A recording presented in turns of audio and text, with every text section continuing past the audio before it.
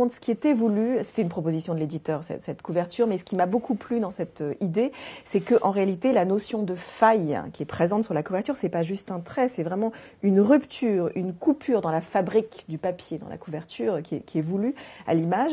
Or, cette notion de faille est, à mon sens, une clé extrêmement importante de l'explication de l'antisémitisme. Alors, qu'est-ce que c'est que cette faille juive? En fait, très souvent, le juif vient raconter, ou est le nom dans la psyché antisémite, le nom de la faille insupportable dans la société. Il y a beaucoup de gens qui ont écrit sur cette question ces dernières années. Je pense notamment à Daniel Sibony, qui a écrit beaucoup sur cette notion de faille au cœur de l'antisémitisme. Mais c'est présent dans la littérature rabbinique, cette idée que quand une société a une tentation totalitaire, quelle que soit cette société, et beaucoup de sociétés à travers l'histoire ont une tentation totalitaire, c'est-à-dire une tentation de faire tout, de vouloir incarner la complétude, le tout de la solution, le tout de la réponse. Eh bien, étrangement, ces sociétés auront tendance à percevoir chez le juif, ou à considérer que le juif est ce qui empêche de faire tout. Pourquoi ? Est une faille dans la société, parce que le juif incarne celui qui se coupe, dans tous les sens du terme, et pardon pour ce jeu de mots un peu lacanien, la circoncision joue un rôle aussi dans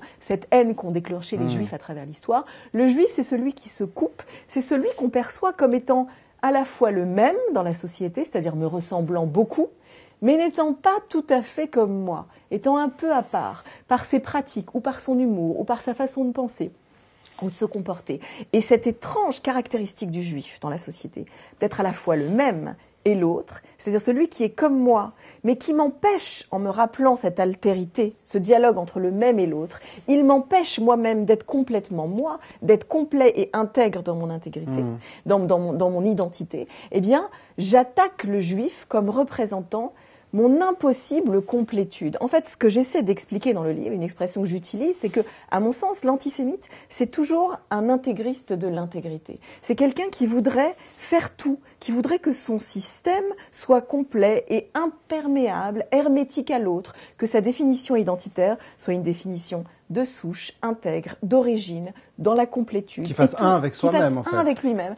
Et le juif, en fait, c'est celui qui vous empêche de le faire. C'est peut-être bien, non, d'avoir la complétude comme horizon, le shalom. Voilà, mais ce serait formidable, ouais. Sauf que c'est impossible. Et sauf que la tentation du shalom, pour les rabbins, c'est la tentation, par exemple, de la tour de Babel. Shalom, ça veut dire complet. Voilà, ouais. Shalom, c'est la complétude et c'est aussi la paix. Et effectivement, je crois que quand les antisémites disent que les juifs empêchent la paix, empêchent le shalom, ils ont tort, mais ils ont raison, dans le sens où le juif, effectivement, est comme dans une conscience permanente que le shalom est impossible et qu'il y a toujours quelque chose qui se soustrait.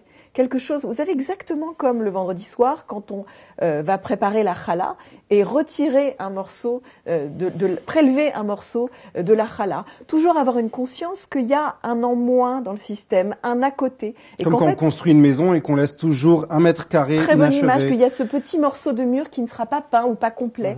Il y a cette conscience que ce qui nous menace souvent dans l'existence, ou la source de la violence, même selon les rabbins, c'est la complétude. C'est le fait de s'imaginer qu'on est arrivé une bonne fois pour toutes, que tout est fini, que tout est complet, qu'on peut habiter un monde où le texte aurait déjà parlé, où la maison serait déjà construite, où il n'y aurait pas de cassures et de failles et de fissures. Alors, c'est vrai que la cassure, elle est omniprésente dans le judaïsme. Il suffit d'aller à un mariage juif pour le percevoir. Qu'est-ce qu'on fait quand un couple se marie, quand on construit un foyer? On casse un verre. On ne peut pas habiter dans un monde complet. Il faut qu'il y ait de la cassure. Mais moi, je comprends très bien que cette idée, elle gêne certains. Et je crois qu'elle n'est pas, étrangère, voilà, à la tendance, à la pente antisémite qui existe chez tout le monde, qui est cette tentation dans l'existence de se raconter sa vie comme un tout complet arrivé une fois pour toutes. Ça, c'est important parce que dans le livre, vous donnez une définition de ce que c'est être juif. Vous dites, finalement, on n'est jamais juif, on est toujours dans un devenir juif.